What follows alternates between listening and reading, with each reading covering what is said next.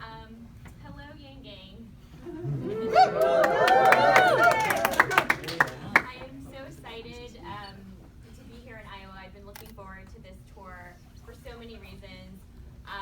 One is that beautiful bus outside. You guys all have to take selfies with it. It's awesome. But more importantly, it was an opportunity to come and meet more of you guys as wonderful supporters. So I thank you so much. And I'm also so excited to be here to work this event in Dubuque. The Pledge for Humanity is one of my favorite things coming out of this campaign because it's such a wonderful example of the spirit of humanity first, which is the bedrock of this entire campaign. And this is what humanity first means to me. It means supercharging people, supercharging our families, supercharging our communities. It's not just about giving people money. It's about what we can do when we're empowered with more freedom and more choice. If you think about it, that's when our humanity really shines through. We all want the ability not just to help ourselves, but to help others. That's what makes us human. And it's such a simple and basic thing, but building a better society starts with us. If you invest in us, we'll invest in each other.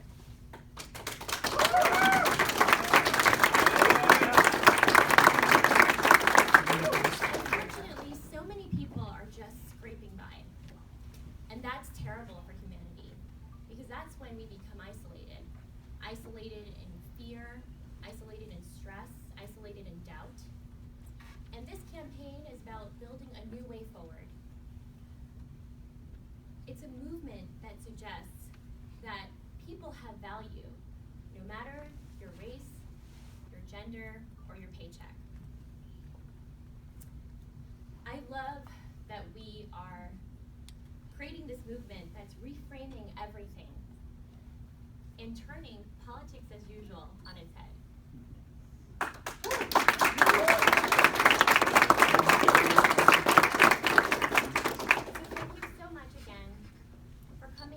Today and supporting this movement. I hope you'll all consider canvassing to spread this message of humanity first. And I thank you from the bottom of my heart. And now I'd like to introduce to you the next President of the United States.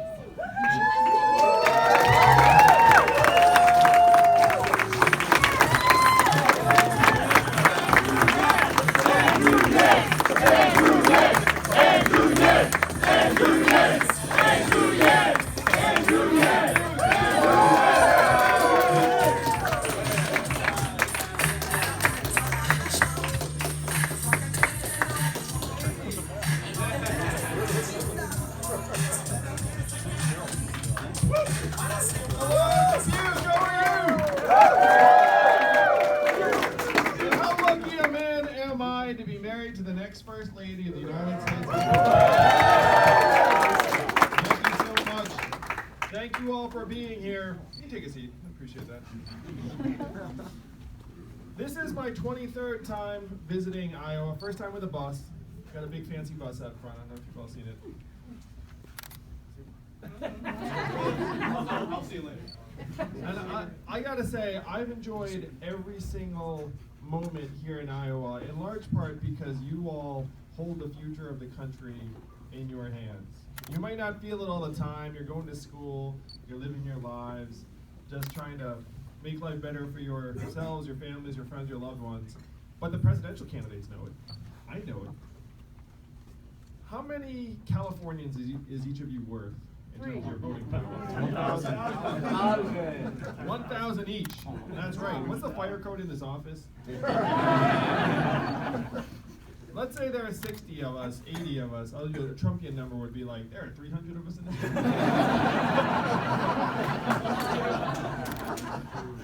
Let's say there are 60 people here in this room. That's 1.5 football stadiums worth of Californians. That's the power in this room. That's the power here in Iowa. It's fun. You all are super powered. Yeah. It's true. We all know it. how many presidential candidates have you seen during this cycle? This would be 5, 6. Go ahead and like flash this. It'd be like 10, 15. So she's got 10. He's also 6, 1. I appreciate the 1. That's good stuff. You're Yang Gang. The presidential candidates know it. We know that each of you can actually turn the country on a dime and send it a whole new direction. That's why it's a joy to be here. This is one of the only places in the country where democracy still works at all, honestly, the way it's intended. Most Americans look up, they see our government as a series of pipes that are clogged full of money, lobbyist cash, just plugging it up. And most Americans look up and say they can do nothing about it. They are generally correct. Americans are very smart, turns out. They look up and they say, I can't do anything about it. But you all can. You can flush the pipes clean just like that. That's the magic of this place. That's the power of this place. The question is, how are you going to use that power? How are you going to actually set a new direction for the country? If you're here tonight, you heard about the campaign, Humanity First, Pledge for Humanity. How many of y'all brought food tonight? If you didn't, it's cool. If you did, you're awesome. Yeah. We're going to make sure that food finds the right place, the right family. But if you were here tonight, at some point you heard that there's an Asian man running for president who wants to give everyone $1,000 a month. Remember that? No? Raise your hand if you do that. Actually, raise your hand if you're here because of a TV ad. This would be interesting. We spent a lot of money on those ads. At least you saw them. Thanks, man. You're the only person that's going to keep that freaking ad firm employed. Ad firm's running around being like, raise your hands, people. Anyway, I'm actually kind of happy about it, like the fact that you're here for other reasons. We have to rewrite the rules of the 21st century economy to work for us, to work for you all, the people of this country. And some of you, I can tell, are quite young. I love the kids who are getting into politics young. I appreciate the heck out of that. You can vote for my re-election.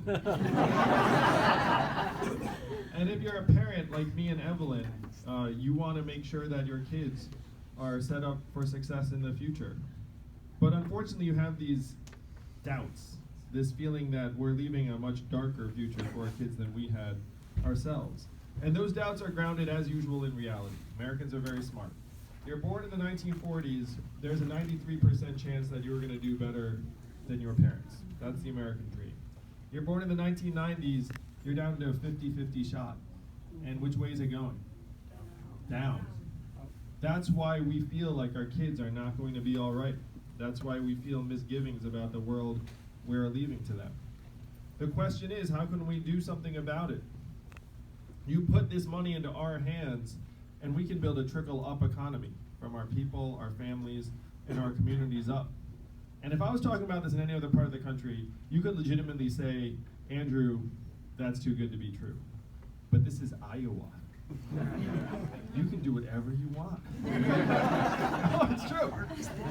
You get behind a new vision of a human-centered economy, it will sweep the country like wildfire. You will make it a reality.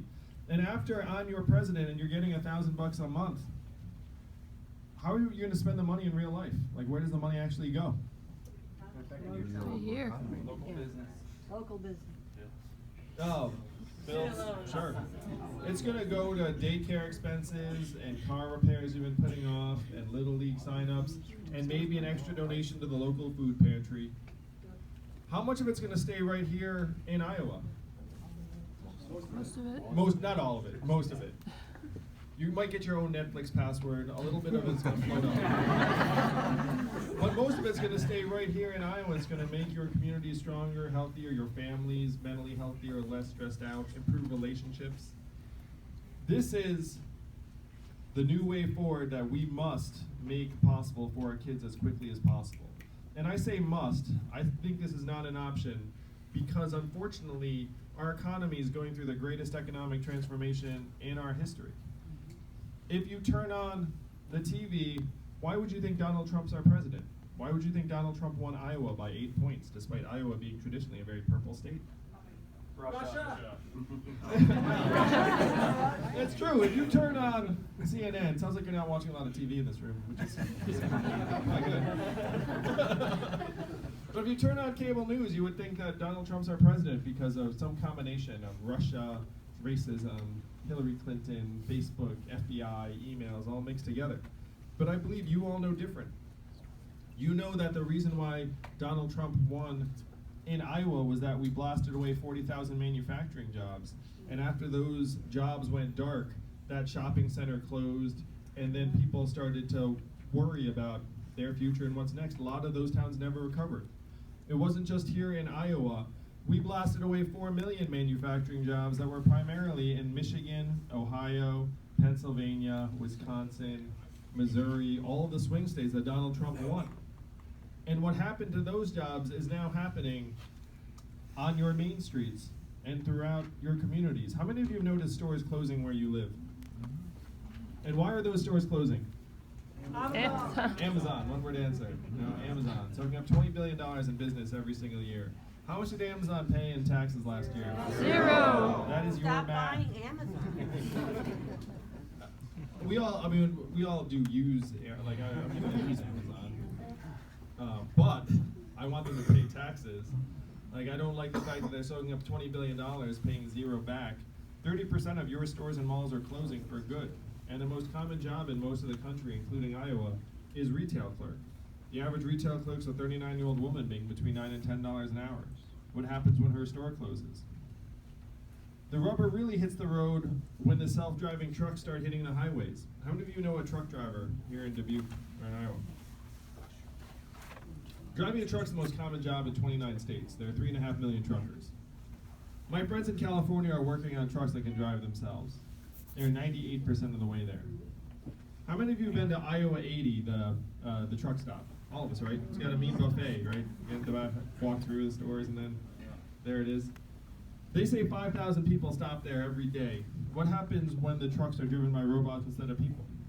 That's not just the truckers, that's the truck stops, the motels, the diners, all the retail establishments that rely upon the truckers stepping out every day and having a meal or taking a hot shower or any of those things. This is the economic transformation that got Donald Trump elected.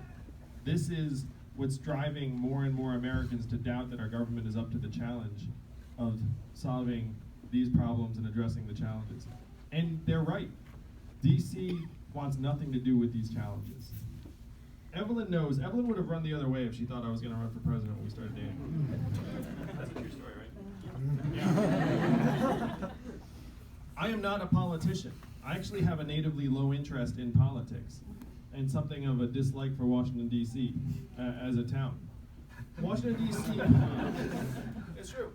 Washington, D.C. is the richest city in our country today. What do they produce? Chaos. Yeah, that's a tricky one, right? I'll tell you what they produce. They produce bad decisions, a lack of accountability, and corruption at this point. Before, it's rough, but it's true. I went to D.C. Before I started running for president. I was Mr. Entrepreneurship and job creation around the country. I spent 7 years helping create thousands of jobs around the country in Ohio, Missouri, Michigan, Alabama, Louisiana, and other states. Sorry, not countries. That also would be Trumpian, being like Louisiana and other countries. So I saw what was happening in these communities, and I knew it was because of this economic transformation. I went to our leaders in DC and I said to them, what are we going to do to help our people manage this transition? What do you think the folks in DC said to me when I said, what are we going to do? Get back to you. I'll get back to you, right? Number one was, we cannot talk about this, Andrew. Number two was, we should study this further. Number three was, we must educate and retrain all Americans for the jobs of the future. And I said, that last one sounds pretty good, but I looked at the studies. You all want to guess how effective government-funded retraining programs were for the manufacturing workers who lost their jobs in the Midwest? Not 0 to 15%. They were a total dud. And when I said that to the folks, they said, well, I guess we'll get better at it. And one of them said something to me that was the truth. And it brought me here to you all tonight. He said, Andrew, No one here in DC is going to do anything about this because fundamentally this is a town of followers, not leaders. And we will only do something about it is if you create a wave and bring that wave crashing down on our heads. And I heard this and I said, challenge accepted. I'll be back with the wave. That was 2 years ago, Iowa. That was before my first trip here. We are 23 trips in later, and I stand before you, fifth in national polls to be the next president of the United States. We raised $10 million last quarter in increments of only $30 each. So my fans are almost as cheap as Bernie's. I'm going to tell you all a Bernie story, just because, yeah, why not? So I've been around Bernie a number of times throughout this campaign, and I wasn't sure if he liked me, because you can't really tell if he likes you. But then he said to a journalist, he said, I like Andrew. And I was so touched, I was like, Bernie likes me? And so then at the next debate, I was like, hey Bernie, thank you for saying nice things about me to that journalist. And then he put his arm on it and he said, of course I like you, Andrew. You bring a lot of good ideas to the table. And I felt like I'd been blessed by my uncle.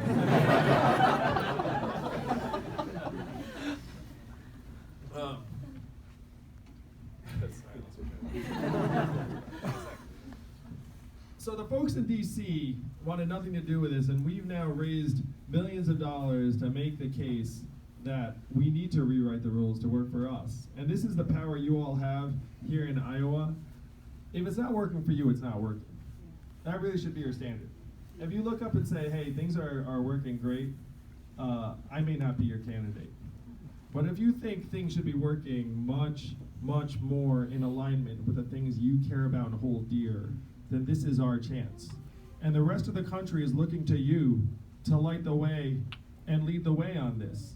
Instead of corporate profits being at record highs and everyone saying, oh, the unemployment rate is low and doing great, we should be paying attention to the fact that stress, anxiety, student loan debt, depression, drug overdoses, and suicides are all at record highs. We should stop pretending that the problems that Donald Trump called out weren't real. They are real. That's why tens of millions of our fellow Americans, including our friends and family members and neighbors, were willing to take a bet on the narcissist reality TV star. No? The Democratic Party should do some serious soul searching on that. When you look up and say, wow, have we lost touch with the American people so much that we lose to that guy?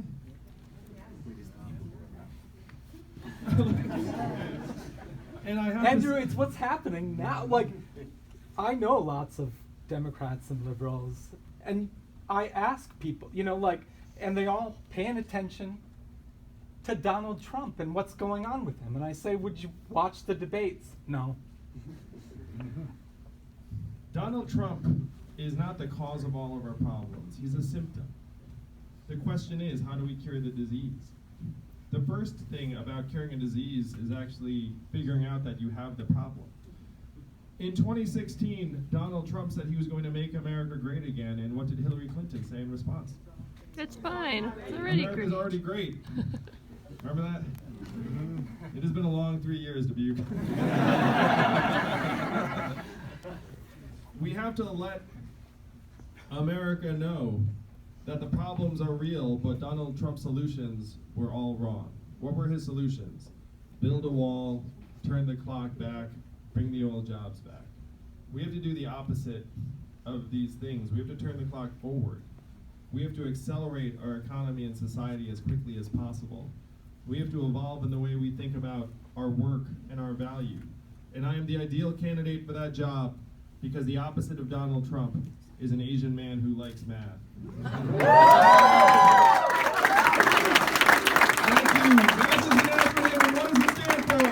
Make America think harder. That's right, Dubuque. It is your job to make America think harder. Call out the real problems, put forward real solutions, and let your friends and neighbors and family members know that we can move the country not left, not right, but forward. And that is where you are going to lead us in 2020. Thank you so much, Dubuque.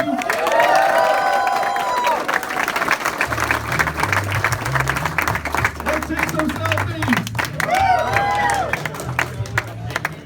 So we're going to do a selfie line here, everybody. If we could line up here, the selfie line's going to start right here, and then we're going to head back.